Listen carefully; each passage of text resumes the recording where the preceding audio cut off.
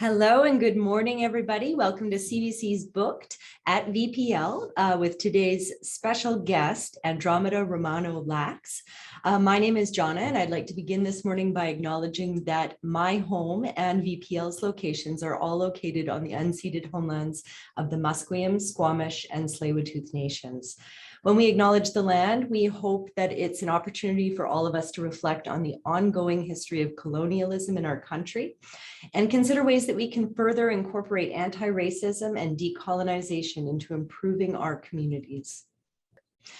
If you have any questions for the author today, you can enter them into the chat or the Q&A. There may be an opportunity for Andromeda to answer them during the program.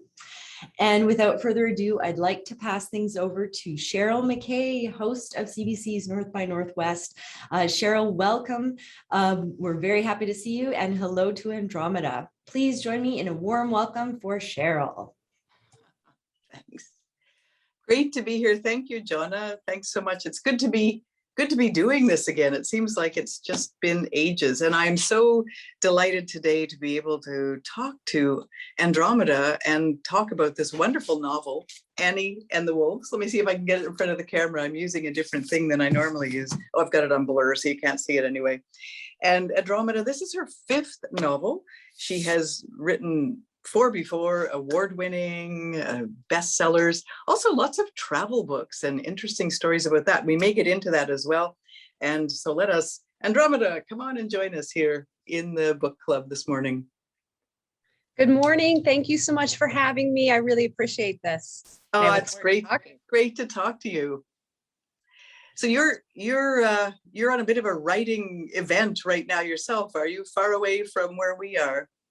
Yes, I'm outside Phoenix. I'm in the last stages of revising another novel that involves some other last minute research and just revision of the last third. And it's a book I've already revised several times. I don't know if we'll get into the writing process, but often you spend more time revising than drafting the first draft.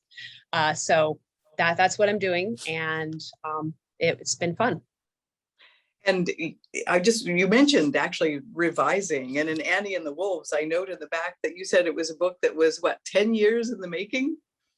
Yes, and certainly not that whole period of time, continuous work. In fact, I started a draft and within a year or two decided that it was a completely failed draft and set it aside, intending never to return to it. That iteration of Annie and the Wolves is nothing like the book that's published now. And it's kind of interesting, especially as you age as a writer, like you start being able to diagnose a little better and look back and see where it went wrong. And one of the things is that there are some autobiographical roots to this novel, but I was too close to the autobiography in that first version. So I set it aside, never thought I'd come back to it.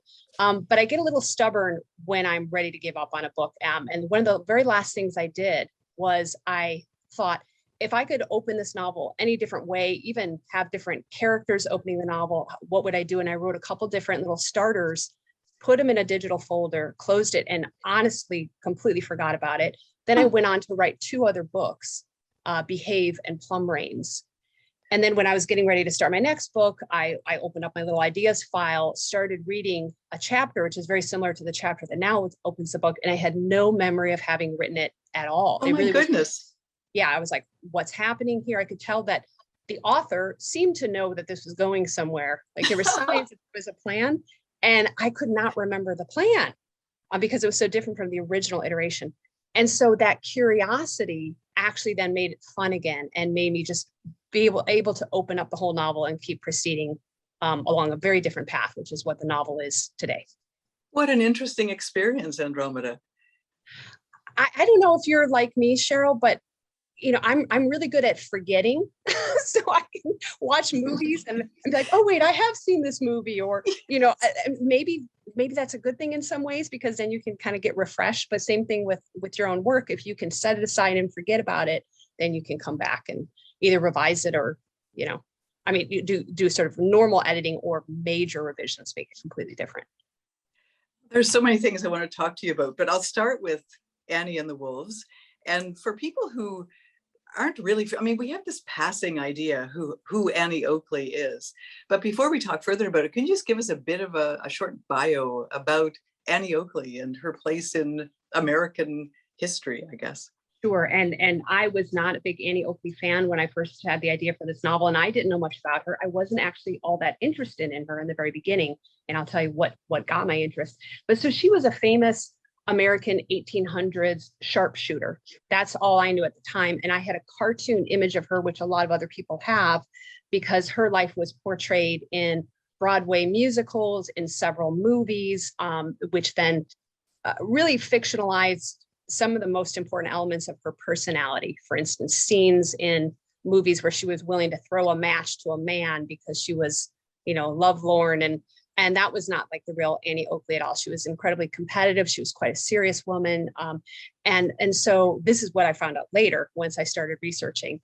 But the little footnote that grabbed my interest, aside from knowing that she was prodigiously talented as a shooter, and that she was a very important American businesswoman who made this persona and this profession out of sharpshooting.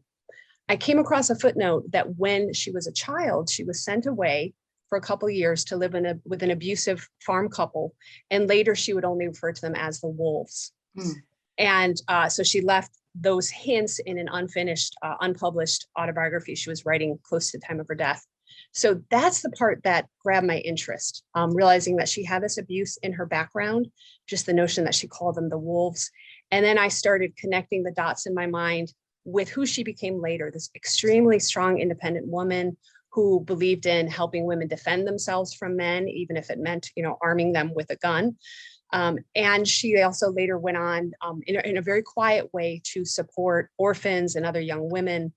And so in my mind, not as a historian and biographer, but as a novelist looking for the connections, I was interested in what really happened with the wolves and how that created the Annie Oakley, who then later was this important figure in American history.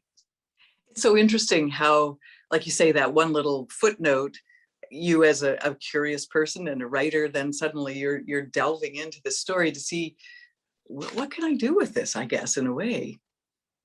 Yeah, and it can be helpful when there are gaps. It can be helpful when there's not too much known about a person. I don't think I could write a novel about someone, about whom there were many great biographies already written.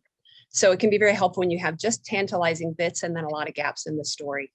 And to be clear, this is not a purely historical novel. It's actually a combination. So there's that historical novel piece about Annie, but then there's also a modern story, which is actually the larger part of the story, about a historian named Ruth, who herself is obsessed with figuring out Annie Oakley's secrets.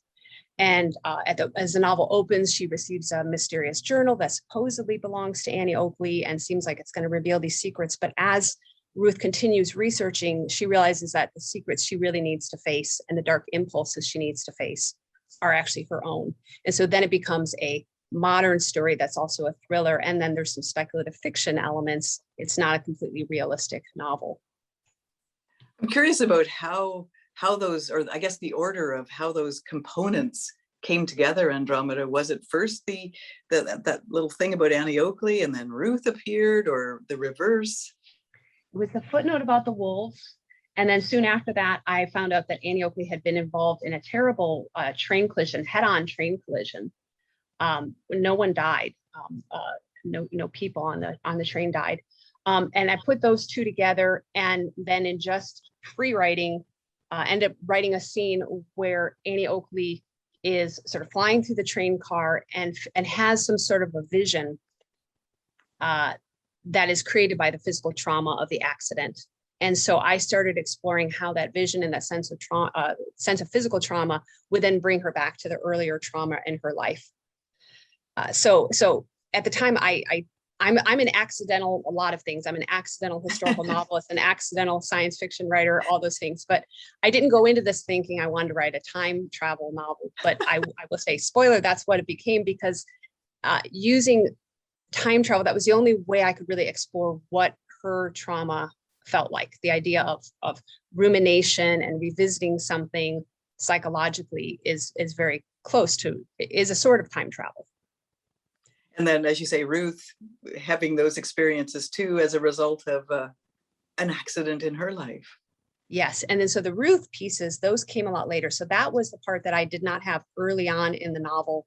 I was using a writer character that was a little too autobiographical. So then put that aside. When I came back and discovered that forgotten new chapter, it was with this historian, Ruth, who, as you said, has had her own car accident and her own unexplained visions, and is starting to find parallels between herself and Annie Oakley. When you talk about that, Andromeda, it sounds like such an adventure, an exploration, I guess, of discovery, a journey of discovery.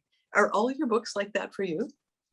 Yes. And I continue to discover all through the revision process, big changes get made, and the curiosity can continue even after the book is finished. So I kept researching about Annie Oakley's life even when the book was already done, because there were still things I wanted to know. And there were things I wanted to know about the psychology of revenge, for example, because that is one of the themes of this novel, about the notion of revenge and the allure of changing one's past.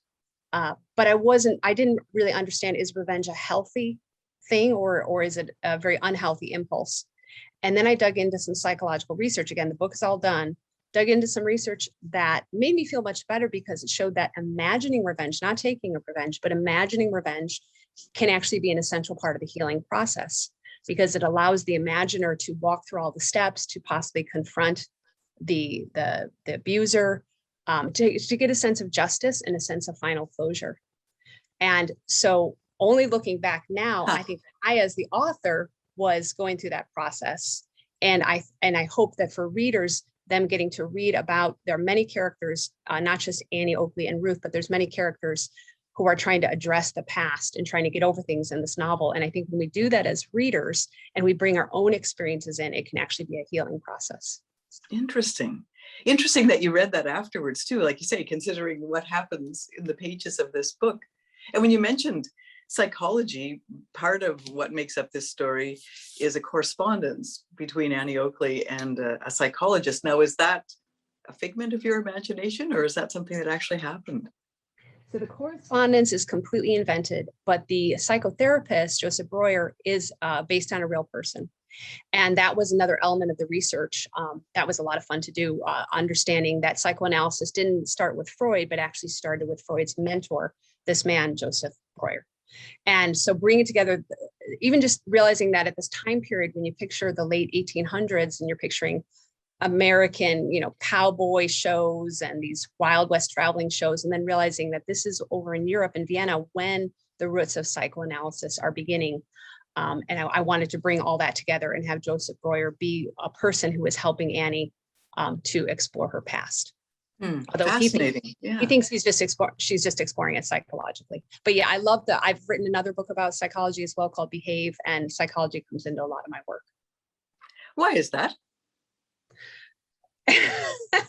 Because the mind is fascinating. I mean, it's a lot like writing, right? I mean, brains and minds are fascinating. And I think also, well, if I dig deeply into it, the origins of psychology coincided with the origins of the modern novel. So for instance, I love Virginia Woolf, and a lot of those writers in that period, they were also fascinated with psychology, because we were turning away from a sort of big picture view, big sprawling novels, and turning toward writing very introspective novels where people were investigating their own consciousness.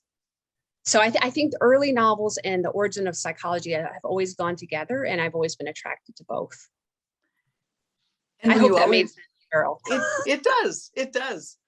And I'm just thinking about, was novel writing something that was always in the back of your mind? You were mentioning you were an accidental a lot of things. Is novel writing one of those? No, when I was younger, first of all, I just thought that everyone wrote. So even when I went to college, I didn't take any writing courses at all, no writing, no literature. I took one summer journalism course because I just mistakenly thought this is what everyone does. They just write. So I didn't study that. But I did study a lot of nonfiction sources of nonfiction content. So, economics and political science and history, because I thought I would be a journalist, a freelance journalist. And that's what I, in fact, was for many years before I stumbled upon the subject for my first novel and realized that it would work better as fiction. And that's how I became an accidental novelist. So it wasn't ever, like you say, part of some grand plan, but it wasn't also something you thought, oh, I could never do that. No, it hadn't occurred to me. And when I was younger, and I really didn't read enough fiction, so I had a lot to make up for. I came late to that kind of reading. I loved immersion journalism, nonfiction, because I thought it was more interesting to investigate other people's lives, to have an excuse to go interview people and travel. So I loved, John McPhee and Ted Conover and a lot of those immersion journalists. And I didn't realize that as a novelist, you can do that too. So that's what my research almost always involves: an element of travel, living abroad, and lots of interviews. So the first novel you mentioned, The Spanish Bow, inspired by the life of Pablo Casals, a cellist like yourself. Well, maybe not quite like. In various bios, it describes me as a serious amateur cellist, and I haven't played the cello for quite some time. I was a terrible cellist, but I love the cello. And to write that book, I traveled to Puerto Rico, and I went to the San Juan Symphony Orchestra. This is 2002, it was a long time ago. And I observed the principal cellist, Jesus Morales, playing, and he was using a cello style that was exactly what I wanted my character, based on Pablo Casals, to use. And so I approached him and said, can we have private lessons so that I can be studying your style? So I used my cello studies as a way to describe cello playing more accurately in my novel. But you haven't played in a while. No, I have not. I'm working on electric guitar right now. Oh, fantastic. As a winter COVID hobby, yes. What got you to pick up the electric guitar? Well, I played it a little bit as a teenager. I was in a terrible punk band way back when. So when I was also playing cello, when I was very young, I was interested in cello and guitar. And you can only fit so many hobbies, Sheryl. It's true. It's true. And the further along you go, the more you have to winnow, I'm finding. Yeah. Were you surprised then, having not planned to be a novelist or planned sort of another route, as much as planning came into it, but were you surprised then with the success of the first one, of The Spanish Bow? Yes, I had no expectations, which is a great way to write a first novel. I mean, it's hard to hear when you're an aspiring novelist, but that first novel experience, when you can't even imagine the audience, is a really magical time, because you just follow the story and write for yourself. And my husband, who was probably watching this, he really was laughing, because I was already a freelance travel writer and journalist. And when I decided, I'm going to write about this old cranky Spanish cellist, he's like, wow, you're really on the downward slope. Like how much further down can we go in terms of income potential? And, so I did not write The Spanish Bow thinking it was going to be translated into, I think it's 11 languages now. I wrote it because I wanted to write a hopeful book that examined politics of Europe. And also I just wanted the beauty of describing classical music. And so there's a lot of descriptions of cello, piano, and violin in the book, but I was not picturing readers. And then what a surprise. It was a life-changing surprise. Yeah. How so? Well, this was in a different publishing time, and the book made it possible for me to support my family for a number of years and to continue doing a lot more travel. And our kids were young, they were homeschooled at the time. And so we were able to afford to just keep diving into that lifestyle of traveling and researching and writing novels. Is that when you wrote the book about the searching for Steinbeck's Sea of Cortez during that period? No, so that was actually earlier. So that was a nonfiction travel narrative set in Mexico that involved a sailboat and kayak expedition with our children, who were 5, and my daughter just turned 2. So that was before the turn to the novel writing. And that's a book about, we were retracing a trip that John Steinbeck did. So again, it's like, I wasn't thinking, I want to be John Steinbeck, the novelist. I was intrigued by John Steinbeck, the amateur biologist and the nonfiction writer, because he was also a very strong nonfiction writer. What a wonderful trip that sounds like. What an adventure. It was quite an adventure. Yes. Yeah. And then that was in 2000.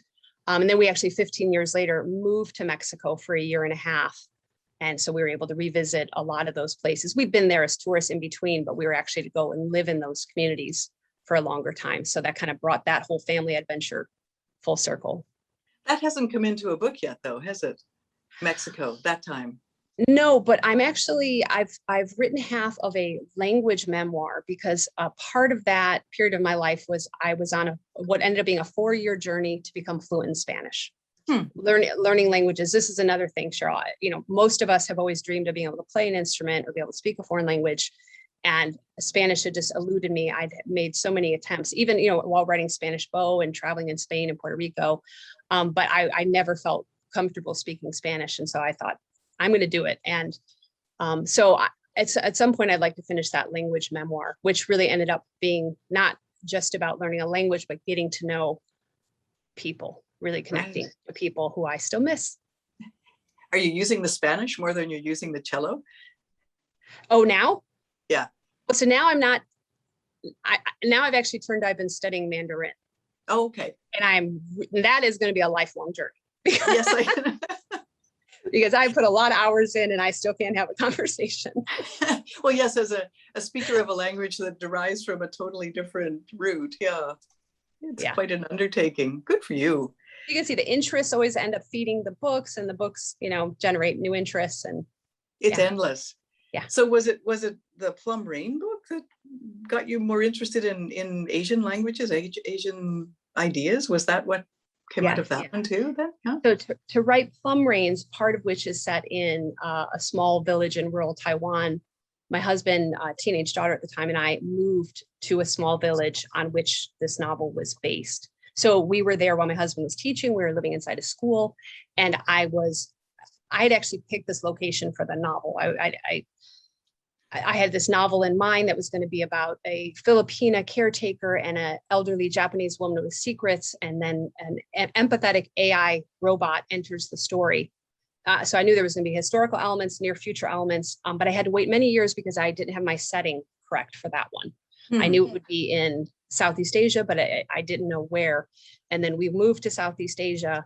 My husband started looking for jobs, and we found this. Often when you look for jobs abroad, you end up in big cities, but we found this very tiny village up in the bamboo forest. And the village had been, Japan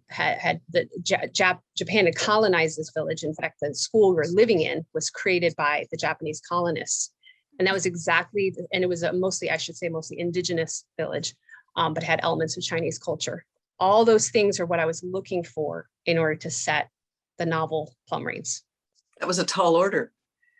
Yes. And so that's when we all started dabbling a little bit in Chinese, but we did it wrong. So we came away from that. I came away from that not having learned much Chinese. I've done better actually now just living in Canada and understanding better how to approach learning Mandarin.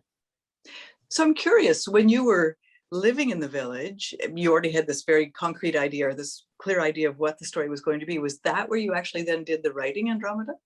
Yes. Yeah. I started as soon as we got settled in. And then I made research trips. So my husband was teaching, but I made further research trips, one to Japan, where part of the story is set. And then later we all went to the Philippines because the nurse character is from the Philippines. So I was actively writing as soon as we were settled in there. And it was just the perfect place for it. To be immersed in that landscape that you were kind of searching for. And to ask questions about things that you can't find in books or online. For example, getting to know our neighbors and making friends with people whose parents or grandparents still remember the Japanese colonial days, who could give me impressions of that time, which were very different from anything I read online. And then the indigenous culture, the Tile culture, that there's a lot of that in Plum Rains, as far as and everything from, they have a particular type of tattooing that they did and are now coming back to, but the Japanese tried to take away from them by forcing them to actually scrape the tattoos off their faces. These little elements of history that are hard to find, I was only able to find because we lived in that village talking to people. Is there a historical character in that book, as there are in so many of your books?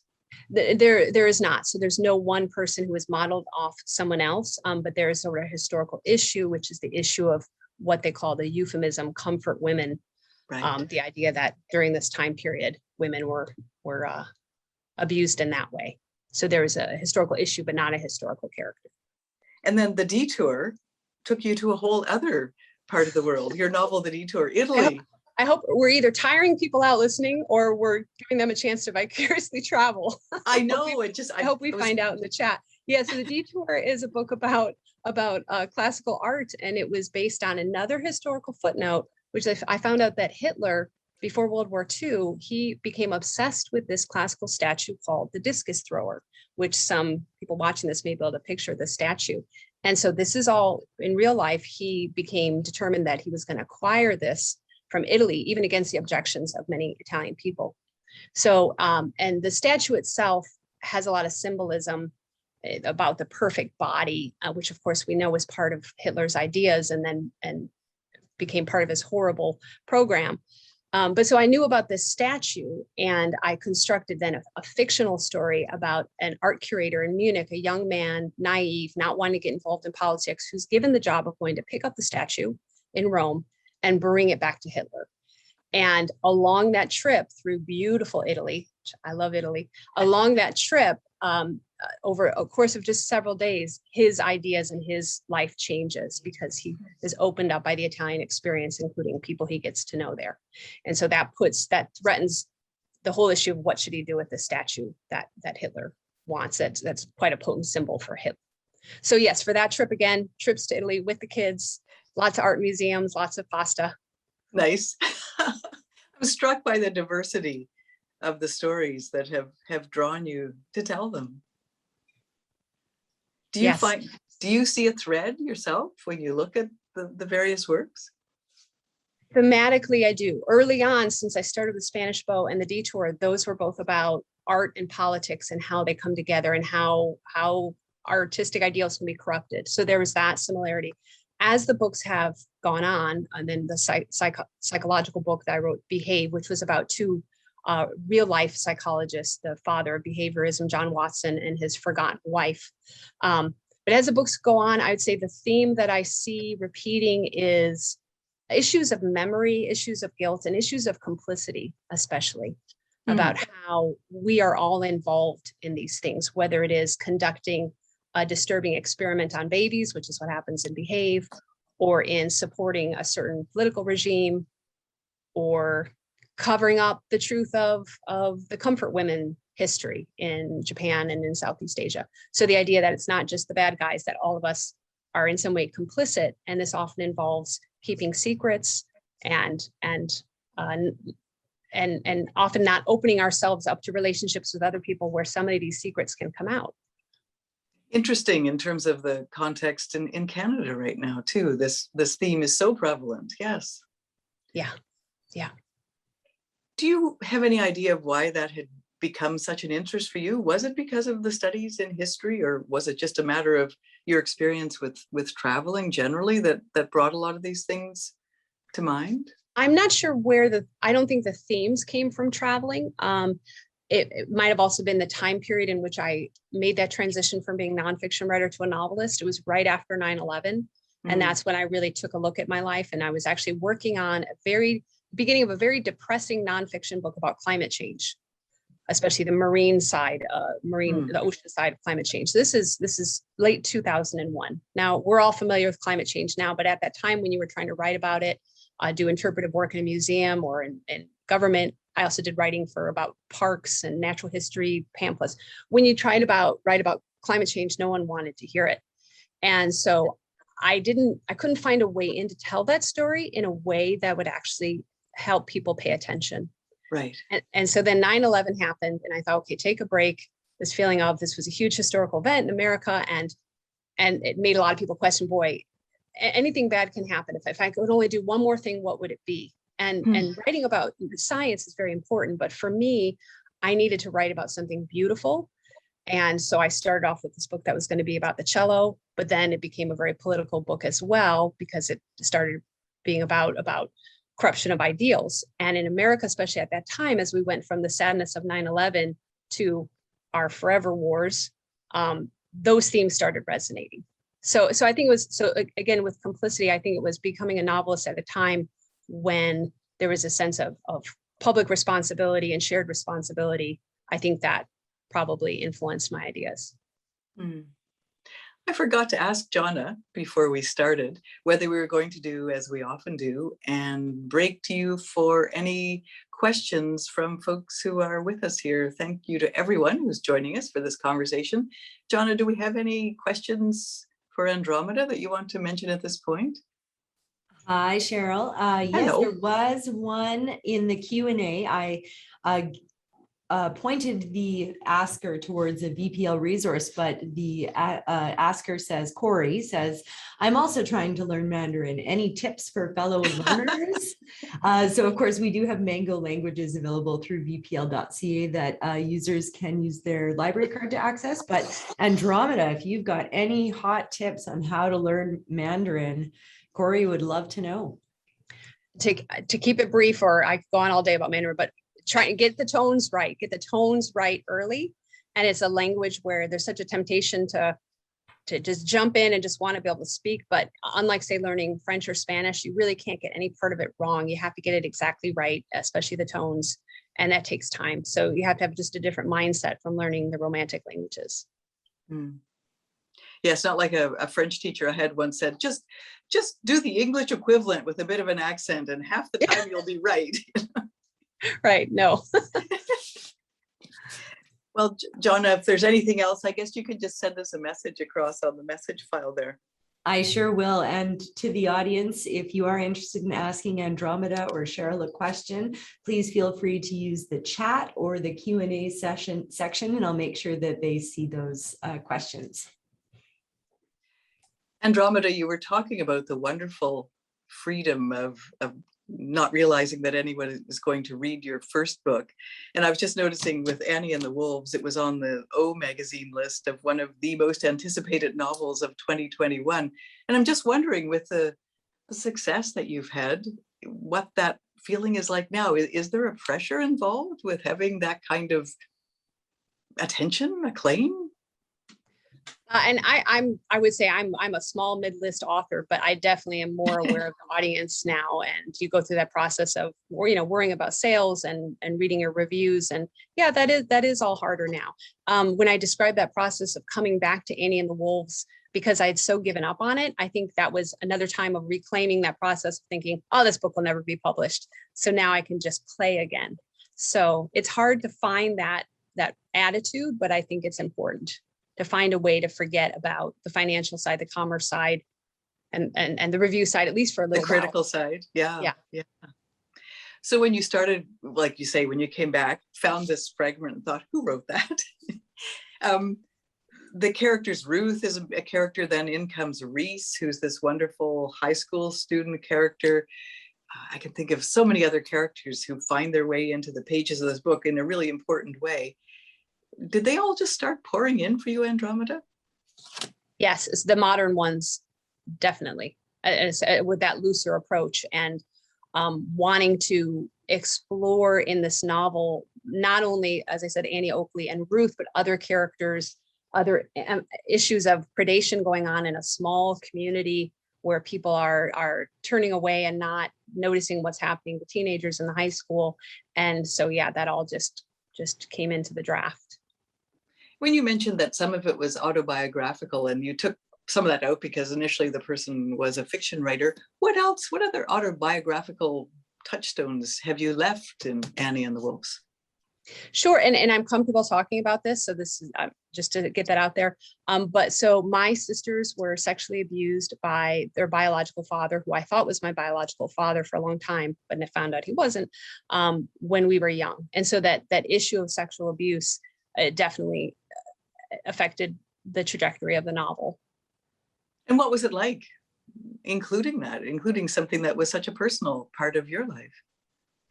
That probably is why it took so long to write, to have to try to take the different directions. It was actually right around the time I found the Annie and the Wolves footnote about this abusive couple that she had to live with for 2 years. She was essentially held captive. It was right around that time that the man I thought was my father was actually on his deathbed in Mexico. And so I'd been out of touch. He went to retire there. I'd been out of touch with him since the age of 14 when I found out he sexually abused my sisters. And so, and the other family members came to us and said, here's your last chance to talk to him. The fact that those things happen close together, the reading about Annie Oakley and the having ideas about, well, how do you discuss or confront an abuser? Somebody who, never mind our family, in my mind was wondering about other people as well. But so that definitely shaped the book. And that whole idea then of revenge, I'm guessing too, that idea of how do you deal with that desire for revenge. Yes. And so the original iteration of the novel was much more a road trip down to Mexico, direct confrontation with this person who was really a stand-in for my not my biological father, the person I thought was my father. And that's why it really needed to move away from some of that autobiography, I think, to become a more successful novel. And so, you know, I have a different predator in this novel who is not based on a family member now. Right. And I will say, you may know this, Sheryl, with a lot in discussing with other authors. Often we're not supposed to presume autobiography. So this is really the only book about which I've chosen to be really open about it, because I would not have wanted to write a gratuitous book about issues like sexual abuse if it didn't in some way involve my family, and if I hadn't even talked with my sisters about, are we comfortable with me sharing this and writing about this? Right. That was my next question, whether, how you dealt with that within the family then too. Mm. Has your life, well, I mean, it does in many ways, but has it crept into other of the books as well in ways that maybe even surprise you later on? Yeah, I'm sure that must be the case. I mean, my love of cello is the start of the Spanish bow.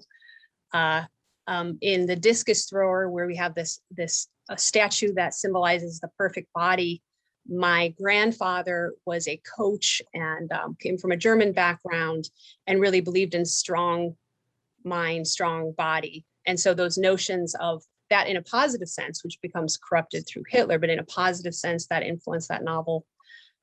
Behave is about psychologists. My mother was a neuropsychologist. Huh. So I'm sure if you go book by book, you can see the autobiographical underpinnings, even if we're not supposed to always admit them. But yeah. Did your mother help you at all with the research on Behave, on the one? Oh, not at all. No. No, although I loved writing the book, and I really wanted to think of her. Here's a case of thinking of the reader in a positive way, because I was telling the story of a forgotten early woman psychologist. She died very young. She didn't get to do much science because she was doing these experiments with John Watson. They had an affair that made the newspapers, and she was kicked out of the field of psychology and never had a proper job again. Right. Because of the scandal.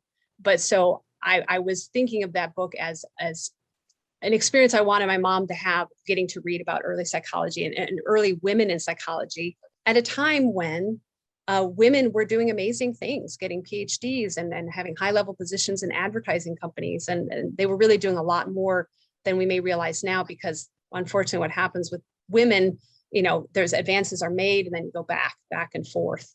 And so that was a moment when women were really quite progressive and making big advancements. What a story too. Like you say, the father, John Watson, the father of behavioral psychology, and those dreadful experiments on children. It's just so inconceivable. Well, it is inconceivable now. It is now. So that's an interesting thing about historical fiction. I try very hard to not commit what I call the sin of presentism, of seeing everything through our lens of what's normal and right now according to what we know.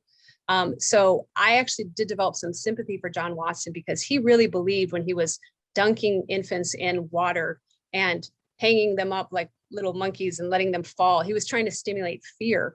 And when we see the images now, of course, that would never be allowed now, but this was early psychology, and there were not guidelines, were not ethical guidelines. And he believed that if he did these experiments, that he could eradicate fear from humanity. And this is at a time period when World War I has just ended.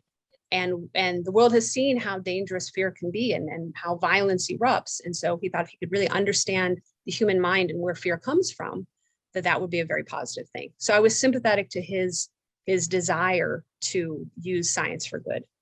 Interesting, even though he's so hard on mothers. I mean, that some of those early, everything is the mother's fault. Right. And so to explain to people who don't know this background, so he was famous father of behaviorism. Then he got kicked. He had this scandalous affair, kicked out of that field. And then he went into advertising, and he was also writing a best-selling parental guide with his wife's help, and involved even experimenting on his own 2 children. And he believed that you should never kiss or hug a baby or be warm to your children. And so this parenting guide he wrote, I think the year was 1928 when it came out, it was really influential in terms of how people raised their children for decades. You know, the idea like don't give your child affection, that is actually abuse of them to give them affection. No coddling. Yeah, no calling, no kissing, no physical anything.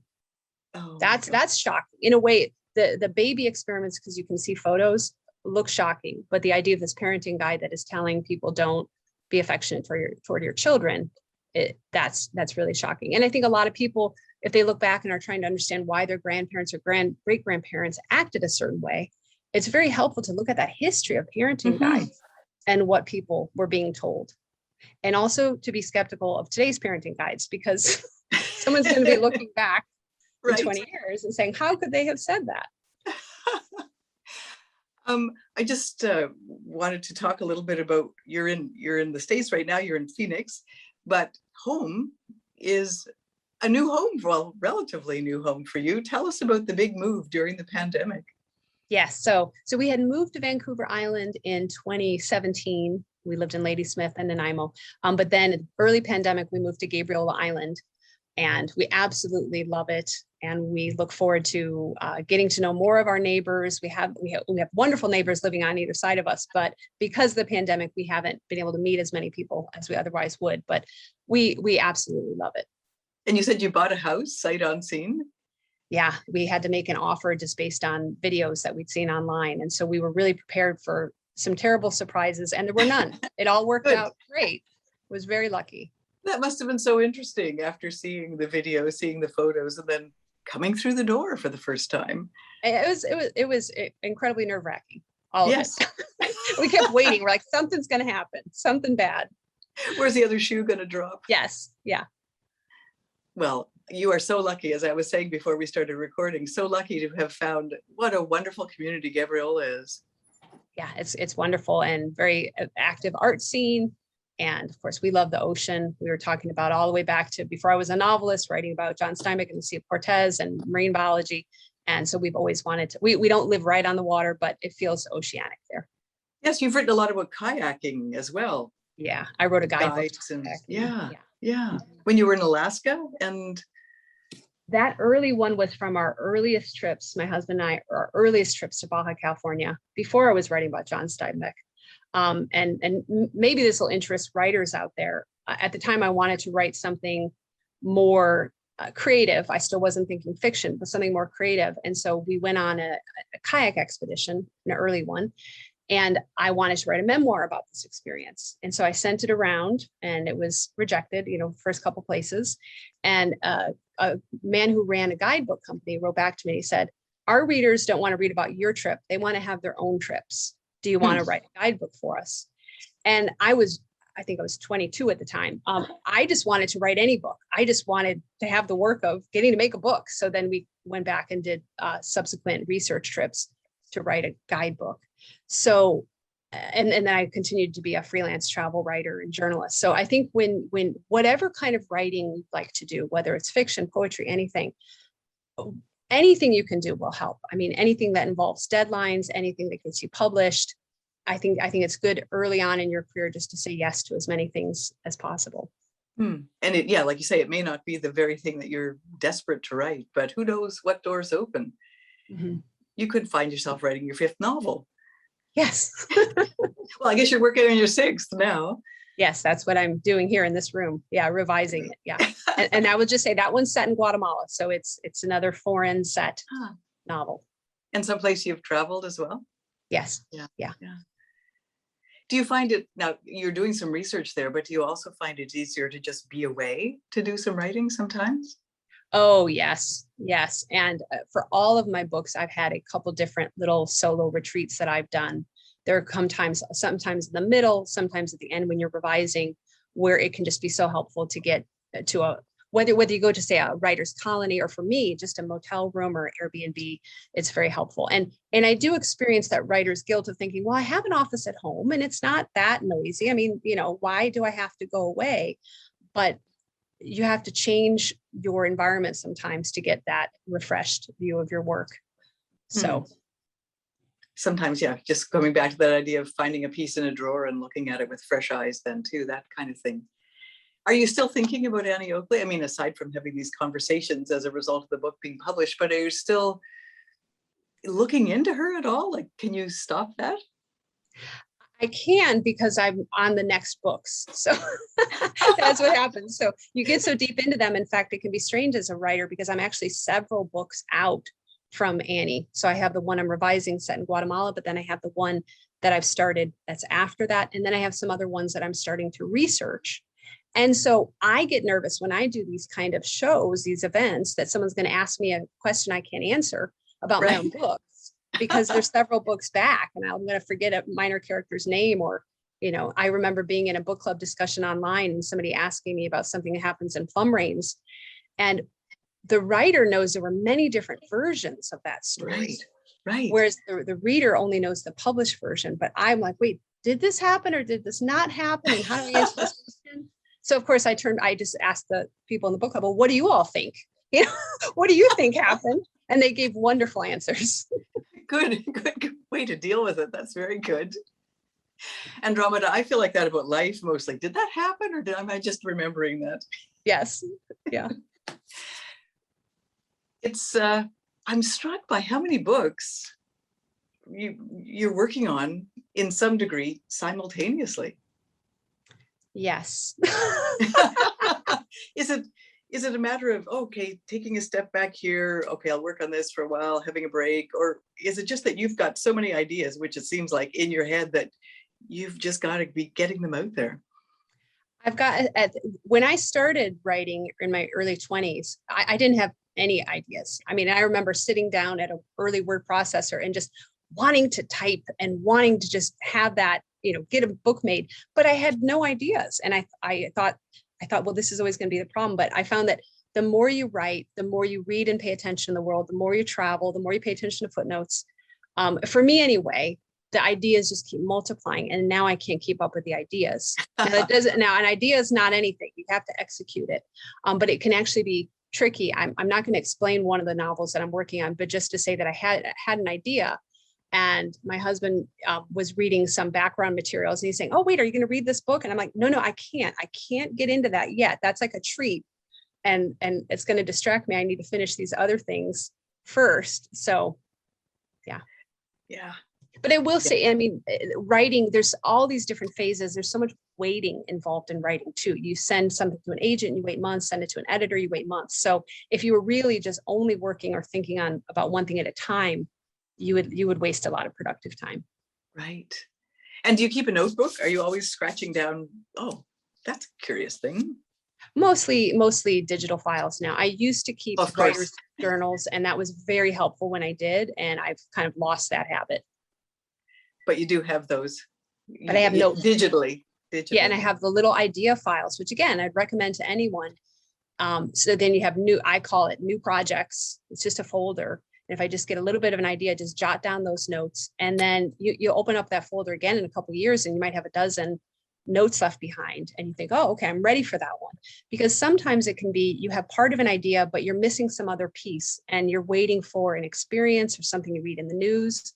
And now you can bring them together and create a story. I just want to ask you one more thing before our time is up. And just noticing that it seems like, now I haven't read all your novels, but it seems like things are shifting a little bit into the realm of the fantastical, the speculative. Is that the case, or am I just imagining that?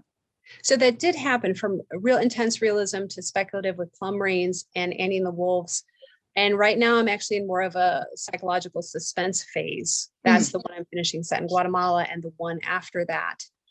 And that's probably an outgrowth of just during the pandemic, I was getting such pleasure from reading suspense novels. One of the first books that I was able to read, I still remember the day, sitting in my yard in April 2020 and opening a book called Miracle Creek by Angie Kim, which is a suspense novel with Korean American characters and a courtroom mystery drama. And I sat there and it was like, I had not been able to concentrate or read for many weeks. And then suddenly I fell into this book, maybe not for long, maybe only for 10 or 15 minutes, but I was so grateful to her. And so during the pandemic, I kept picking up these suspense novels and really just having fun. It's just fun. That escape, right? Yeah. Yeah. And then I decided to write one like that based on an experience I had in Guatemala. And it was one of the quickest drafts I've ever written. And it was one of the most fun drafts to write. Well, I have to say, Annie and the Wolves for me was such a a gripping book, and I just couldn't put it down. I'd be thinking, I've got to do something else, but no, I've got to go back to this and go back to this. And it's one of those, and everybody has talked about it, and we won't talk about it, obviously, but such a surprise as the book comes to an end. What fun. Thank you. And I think we are all grateful for any book that, whether it gives us ideas or escapism or anything. Yeah, it's wonderful. Andromeda, it's been such a treat to talk to you. And I'm just noticing the notes coming up from the folks who are with us in the club here, who've just been enjoying your conversation so much, and the breadth of your experience and knowledge and curiosity. Thank you for this time. It's just been terrific. And I look forward to getting a chance to talk again. Thank you, Sheryl. I had a great time, and thanks to everybody who attended, and have a great day. Bye for now.